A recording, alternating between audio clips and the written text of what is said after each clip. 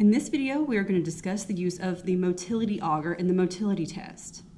When we talk about motility, we are talking about the ability of the bacteria to actually move away from their initial site of inoculation. So when you just spot inoculate bacteria into a plate or into a medium, if they have flagella, they can sometimes move away from that initial site. And that's what we can test with this motility auger.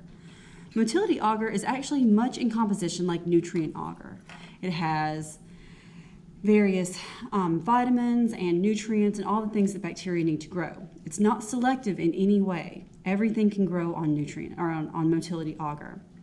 It has one interesting addition, and that is tetrazolium salt. Tetrazolium salt turns red around bacterial growth. So with motility auger, you can see where the bacteria are growing because they will be growing red instead of the normal clear or kind of cream colored.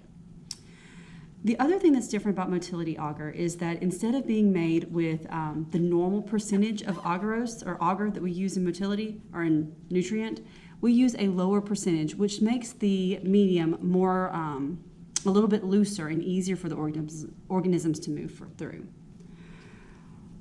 Motility auger comes in a test tube, and we pour it as a deep. So it's just a deep plug of auger in the bottom of a test tube.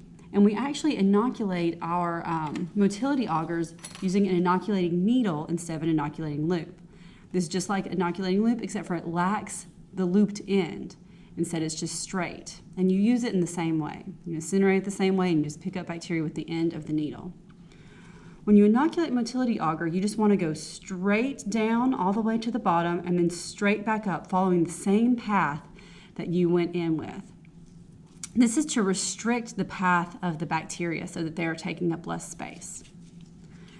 So for bacteria that are not motile, they're not able to move, when you grow them in motility auger, they will grow in a solid line. As you can see here, the line is very clean, it's very entire. Organisms that are able to move away from that initial site of inoculation will look fuzzy in their stab. That fuzziness can be pretty thick, like you can see here with this organism, or sometimes it can be kind of thin.